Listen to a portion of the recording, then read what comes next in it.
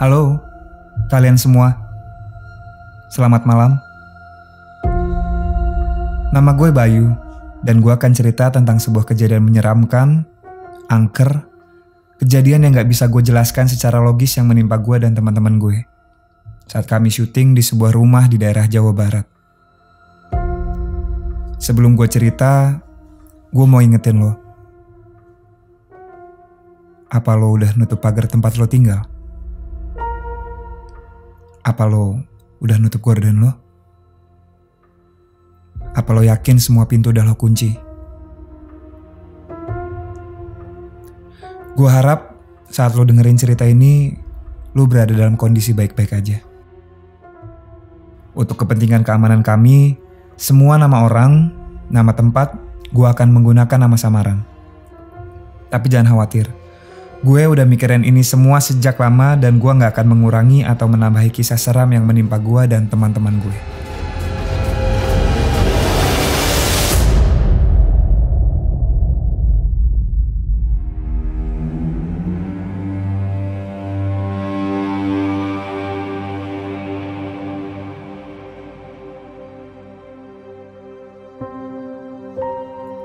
Cerita ini dimulai ketika kami memutuskan untuk syuting ulang film pendek tugas kuliah di daerah Jawa Barat. Gue sama teman-teman gue kebetulan udah selesai produksi. Tetapi sutradara proyek ini minta untuk syuting ulang karena ada beberapa adegan yang menurut dia kurang maksimal.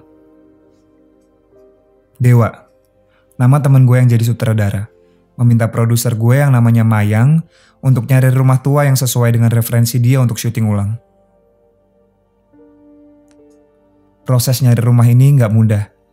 Setelah ngabisin hampir 2 minggu untuk nyari rumah dan gak ketemu, ditambah dengan deadline tugas yang semakin dekat, Mayang akhirnya bilang ke Dewa untuk nyari sendiri rumah yang dia mau buat syuting. Asal masuk budget gue terserah. Begitu kata Mayang saat itu. Gak lama setelah itu, Dewa menemukan rumah yang dia mau untuk syuting. Gue masih ingat hari itu. Hari Selasa. Gue sama tim lain berangkat pagi-pagi ke daerah Jawa Barat untuk syuting. Ada Dewa, Mayang yang juga merangkap sebagai makeup artist, gue sebagai editor merangkap sebagai tukang transfer data, Bontang sebagai kameramen sekaligus gaffer, Jalu sebagai sound recordist dan art, serta Sekar sebagai pemain.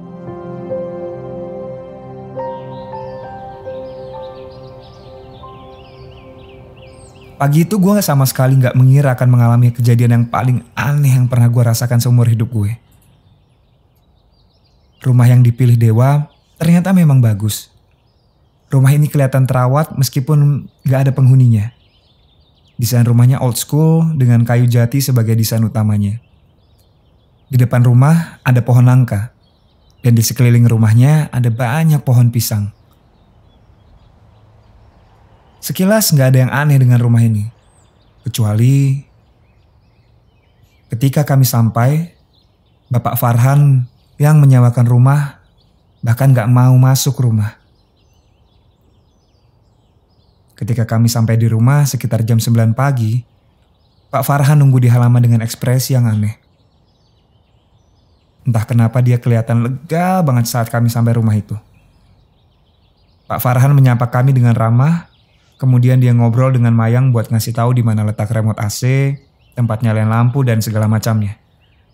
Setelah dia ngasih kunci ke Mayang, bukannya dia masuk, Pak Farhan malah langsung pulang. Aneh banget.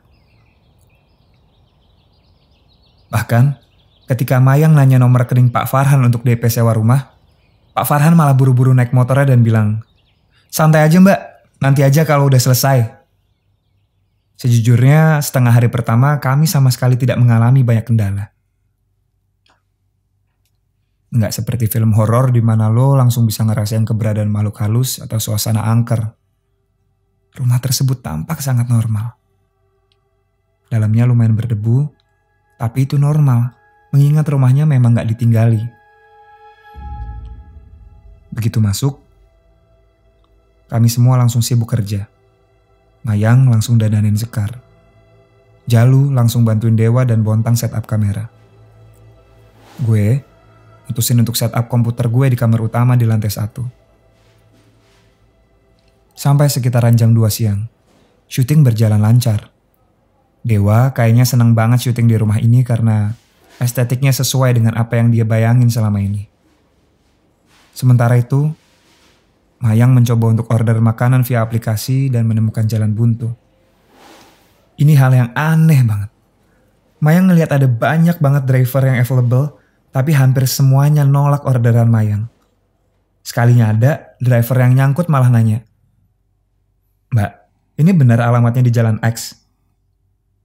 Ketika Mayang bilang iya, pesanannya langsung di-cancel.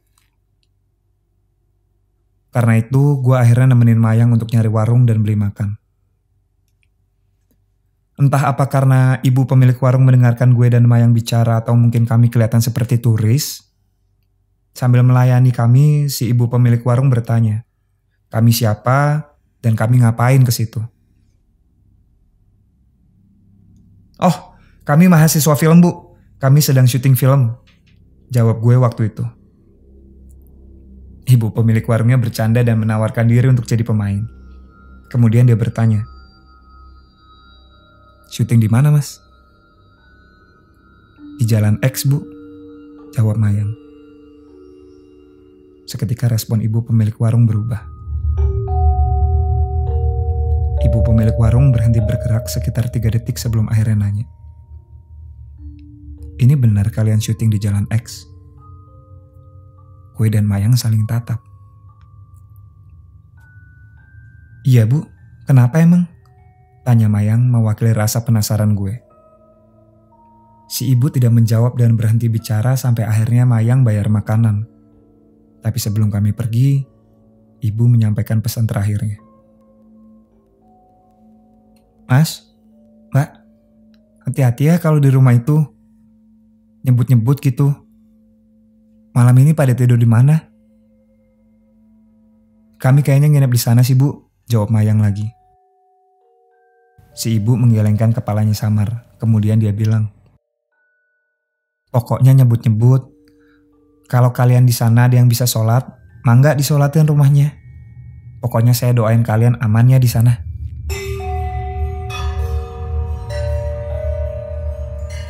Sepanjang perjalanan balik ke lokasi syuting, gue dan Mayang diskusi soal kata-kata si ibu. Apa maksud kata-kata ibu?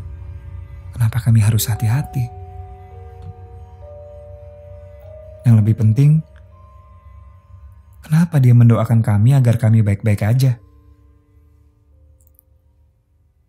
Kami gak sempat nyeritain omongan si ibu pemilik warung karena begitu kami sampai rumah, Dewa nyambut kami dengan senyum lebar. "Ah, Mayang, lu harus lihat ini," begitu kata Dewa. Ketika kami sampai di ruang tengah yang dijadiin lokasi syuting, gue dan Mayang diajak Dewa untuk naik ke kamar lantai 2. Di sana gue ngeliat lukisan paling gede yang pernah gue lihat seumur hidup. Tingginya mungkin 1,5 meter. Dengan lebar 1 meteran, lukisan itu bergambar seorang perempuan berambut panjang, duduk di lantai, membelakangi siapapun yang ngelihat lukisan itu.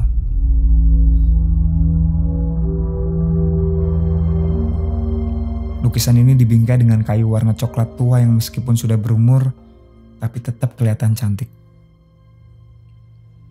"Lukisan ini harus banget masuk film kita nih," teriak Dewa dengan penuh semangat. Mayang ngelirik sedikit ke gue. Gue tahu apa yang dipikirin dia, tapi gue gak mau bilang apa-apa. Pada saat itu, gue lebih mikir keselamatan lukisan itu. Gimana caranya mindahin lukisan segede itu dengan aman ke lantai 1?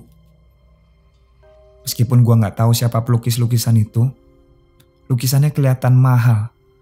Kami mahasiswa miskin pasti gak akan mampu ganti kalau lukisannya kenapa-napa. "Udahlah Mayang, film-film gue kan masuk festival. Udah lu dengerin aja gue. Kalau kenapa-napa gue yang tanggung jawab." Gitu kata Dewa. Sejauh ini gak pernah ada yang bisa bilang enggak ke Dewa. Dan akhirnya, gue bersama Dewa, Bontang dan Jalu pelan-pelan nurunin lukisan itu dan mindahin ke bawah. tahu apa? Dewa bener. Itu lukisan kelihatan bagus banget di depan kamera. Maghrib akhirnya datang dan kami istirahat sebentar. Di saat inilah gue melakukan kesalahan utama gue. Gue gak sengaja cerita soal kata-kata ibu warung ke semuanya. Dengar cerita ini, Sekar yang emang paling penakut mulai panik. Ngeliat ini, Dewa buka HP-nya dan mulai Google. Dia mau ngebuktiin kalau rumah ini baik-baik aja. Kami semua melakukan hal yang sama. Dan yang kami temukan di internet malah membuat kami makin tambah parno. Ada banyak cerita soal kejadian horor tentang rumah itu di sosial media. Baca ini, Mayang langsung menghubungin Pak Farhan. Mayang baru nulis, "Selamat malam Pak." Dan Pak Farhan langsung menjawab, "Ada kejadian apa Mbak di rumah?" Entah karena sugesti atau memang rumah itu menunjukkan aslinya saat matahari gak ada, suasana langsung berubah. Rasanya sunyi, dan entah kenapa kayak ada yang merhatiin kami saat sedang ngumpul di lantai 1. Mayang yang gak mau ngerusak suasana akhirnya basa-basi ke Pak Farhan untuk minjem lukisan untuk syuting dan bilang bahwa semuanya baik-baik saja. Ada alasan kenapa Mayang jadi produser andalan di kampus gue. Dia orangnya gak panikan, dan yang paling penting, dia selalu nyari solusi. Setelah dengar wejangan ibu warung ditambah cerita dari internet, Mayang mutusin untuk nyelesain syuting malam ini. Dia mau malam ini kita semua pulang ke Jakarta. Dengar ini Dewa langsung ngamuk. "Lu kenapa sih Mayang? Lu mau kan bikin film yang bagus?" Gue gak pernah lihat Mayang ngomong sekeras itu. Dia bilang, "Semua yang lo udah mau gue turutin, Wak. Lu mau syuting ulang gue kasih. Lu nyari rumah di luar Jakarta gue yain. Kita cuma tinggal 2 shot lagi dan menurut gue gak ada perlu-perlunya dilama-lamain. Terserah kalau lu mau nginep sini. Gue mau pulang sama yang lain." Sisa syuting dilakukan di lantai 2. Setelah kami naruh lagi lukisan, kami mulai syuting sisa 2 adegan yang percaya atau enggak, banyak sekali gangguan. Mulai dari lampu yang tiba-tiba gak mau nyala, baterai kamera bontang yang tiba-tiba hilang, sampai file-file yang tiba-tiba gak kerekam. Semua ini bikin suasana syuting makin tegang. Dewa makin suka marah-marah, sementara yang lain diem. Mencoba untuk jagain satu sama lain. Jalu gak bilang sama gue saat di lokasi. Tapi pas lagi syuting, dia dengar suara orang jalan dari kamar.